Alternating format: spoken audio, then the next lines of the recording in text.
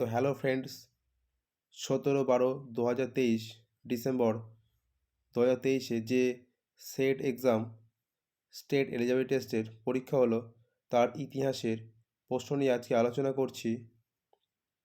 তো কোন প্রশ্নের কী উত্তর হবে আপনারা অবশ্যই পরীক্ষা দিয়ে এসছেন, আপনারা অবশ্যই মিলিয়ে নিন। তো শুরু করতে চলেছি আজকের ভিডিওর প্রথম প্রশ্ন। তো আর একটা কথা বলে রাখছি, যারা চ্যানেলে প্রথম অবশ্যই চ্যানেলটিকে সাবস্ক্রাইব করে রাখুন। তো আজকের প্রথম প্রশ্ন এসছে, নিম্নলিখিত কোনটির মধ্যে কোনটি হরপ্পার মধ্যে অন্তর্ভুক্ত নয়? তো ওখানে সঠিক উত্তর হয়ে যাবে অপশান বি, কোড this is the right answer. তো এখানে সঠিক উত্তর হয়ে যাবে কোড this is the right answer. Next, কলহনের রাজতরঙ্গিনী রচনা শেষ হয়েছিল কত সালে? তো এখানে সঠিক উত্তর হয়ে যাচ্ছে অপশান বি, 1150 খ্রিস্টপূর্বাব্দে। নেক্সট, কোশ্চেন নাম্বার 3, ষষ্ঠ শতাব্দীতে যে লিপিতে ব্রাহ্মী লিপির বিবর্তন শুরু হয়, তো এখানে সঠিক উত্তর হয়ে যাবে অপশান, তো এখানে সঠিক উত্তর হয়ে যাবে অপশান এ, সিন্ধু মাতৃক লিপি অথবা কুটিলা লিপি থেকে ব্রাহ্মী লিপি শুরু হয় বিবর্তন। নেক্সট, কোশ্চেন নাম্বার 4, অন্ধ্র অঞ্চলে রাজাদের স্মৃতিফলক এবং লেখমালাগুলিকে কী বলা হতো? তো এখানে আমরা সঠিক উত্তর নিয়ে যাচ্ছি ছায়াস্তম্ভ। তো সঠিক উত্তর হচ্ছে ছায়াস্তম্ভ, option C is the right answer. Next, নিম্নলিখিত মুদ্রাগুলির মধ্যে কোনটি প্রাচীন ভারতের মুদ্রা নয়? তো এখানে নিক্স হলো মৌর্য যুগের মুদ্রা, সুবর্ণ হলো গুপ্ত যুগের মুদ্রা, আর শতমান হলো বৈদিক যুগের মুদ্রা। তো এখানে প্রাচীন ভারতের মুদ্রা নয়। তো প্রাচীন ভারত বলতে আমরা কোনটা, যেখানে সঠিক উত্তর হয়ে যাচ্ছে অপশান ডি, রক্তিকা ইজ দ্য রাইট অ্যান্সার। তো এখানে সঠিক উত্তর হয়ে যাবে অপশান ডি। নেক্সট, নিম্নে বর্ণিত কোন উপনিষদে ঘোড়াদের বিভিন্ন অংশকে মহাবিশ্বের সঙ্গে তুলনা করা হয়েছে? তো option A Chandogya Upanishad, option B Mundaka Upanishad, option C Brihadaranyaka Upanishad, option D Kathopanishad. তো এখানে সঠিক উত্তর হয়ে যাবে option B, Mundaka Upanishad is the right answer. Next, নিম্নে বর্ণিত প্রত্নতাত্ত্বিকদের মধ্যে কে প্রাচীন তক্ষশিলার আবিষ্কার করেন? তো এখানে আমরা সঠিক উত্তর নিয়ে নিচ্ছি আলেকজান্ডার ক্যানিহাম প্রাচীন তক্ষশিলার আবিষ্কার করেন। তো এখানে সঠিক উত্তর হয়ে যাচ্ছে option C, Alexander Cunningham. Next, question number 8, Jain ধর্মে অনেকাত্মবাদ তত্ত্ব বলতে বোঝায় ইয়া বহুমাত্রিকতার তত্ত্ব, অদ্বৈত বেদান্তের তত্ত্ব, প্রাকৃতির বহুমাত্রিক অভিব্যক্তি তত্ত্ব, কর্মফলবাদের তত্ত্ব। তো এখানে সঠিক উত্তর হয়ে যাচ্ছে অপশান সি, প্রাকৃতিক বহুমাত্রিক অভিব্যক্তি তত্ত্ব। তো নেক্সট,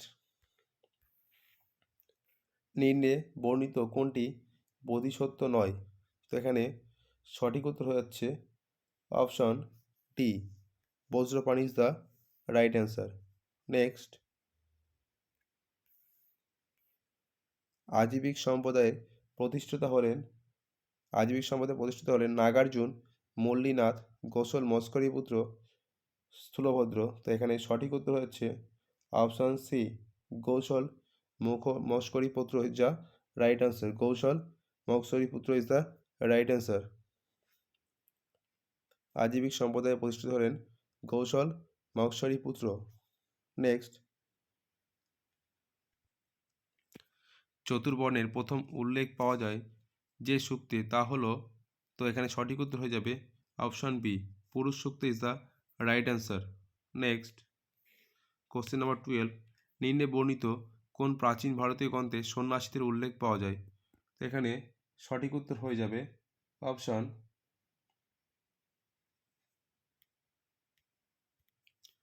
তো এখানে সঠিক উত্তর হচ্ছে option D, Vinaya Pitaka. Option D is the right answer, Vinaya Pitaka is the right answer. Next,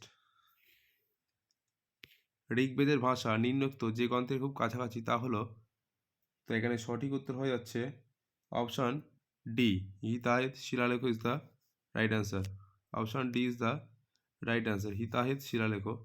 তো এখানে সঠিক উত্তর হয়ে যাবে অপশান ডি, হিতাহিত শিলালেখ। নেক্সট, তো এখানে গিল্ডের প্রধানকে কি বলা হতো? তো এখানে সঠিক উত্তর হয়ে যাবে গিল্ডের প্রধানকে বলা হতো শ্রেণী। শ্রেণী ইজ দ্য রাইট অ্যান্সার। তো গিল্ডের প্রধানকে বলা হতো শ্রেণী। অশোক কাকে বারবারা পর্বতমালা দুটি গুহা উৎসর্গ করেছিলেন? তো এখানে সঠিক উত্তর হয়ে যাবে option C, Ajivika Shramana is the right answer. C is the right answer. Next, Sangam যুগের তোলকফিয়াম এর বিষয়বস্তু হলো, তো এই প্রশ্ন নিয়ে অনেকের সংশয় রয়েছে। তো এখানে 100% উত্তর হয়ে যাচ্ছে সঙ্গীত। Option D is the right answer. Sangam যুগের গ্রন্থ তোলকফিয়ামের বিষয়বস্তু হলো সঙ্গীত।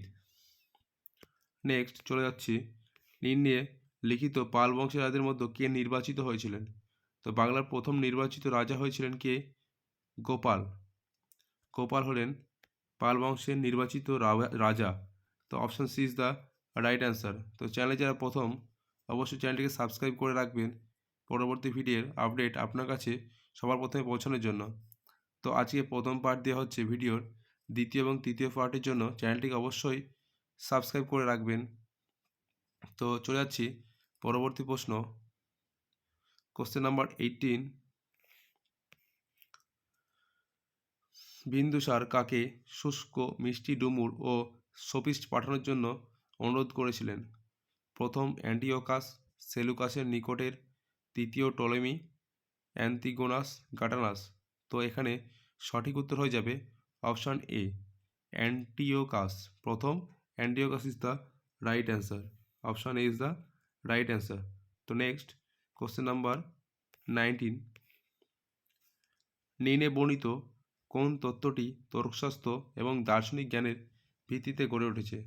তো এখানে অপশান এ সাক্ষ্য, অপশান বি বৈশিষ্ট্য, অপশান সি যোগ, অপশান ডি মীমাংসা। তো এখানে সঠিক উত্তর হয়ে যাচ্ছে অপশান সি, যোগ is the right answer. C is the right answer. তো এখানে সঠিক উত্তর হয়ে যাবে অপশান সি। নেক্সট,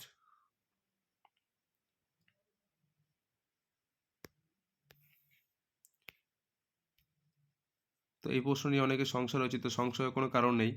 তো নিম্নলিখিত কোন গ্রন্থে প্রথম স্ত্রী সন্তান সম্পর্কে উল্লেখ করা হয়েছে বা উল্লেখ পাওয়া যায়? তো এখানে সঠিক উত্তর আপনাদের বলে দিচ্ছি, শতপথ ব্রাহ্মণ, সূত্রপিটক, কৌটিল্যের অস্ত্রশাস্ত্র, হর্ষচরিত। তো কোশ্চেন নম্বর 20, এখানে সঠিক উত্তর হয়ে যাচ্ছে কৌটিল্যের অর্থশাস্ত্র। তো option C is the right answer. Option C is the right answer. কৌটিল্যের অর্থশাস্ত্রতে বলা হয়েছে প্রথম স্ত্রী স্বাধীন সম্পর্কে উল্লেখ। তো আজই যারা চ্যানেলে প্রথম ভিডিওটি দেখছেন অবশ্যই চ্যানেলটিকে সাবস্ক্রাইব করে রাখুন পরবর্তী ভিডিও আপডেট পেতে। তো ভালো থাকবেন সকলকে। আপনাদের কতগুলি হয়েছে অবশ্যই আমাদের জানাবেন, এবং এই প্রশ্নের মধ্যে কোনটি নিয়ে সংশয় রয়েছে বা কোনটির প্রশ্ন আলাদা হতে পারে সবাই আপনাদের নিজস্ব মতামত জানাবেন। তো চ্যানেলের তরফ থেকে সকলকে ধন্যবাদ।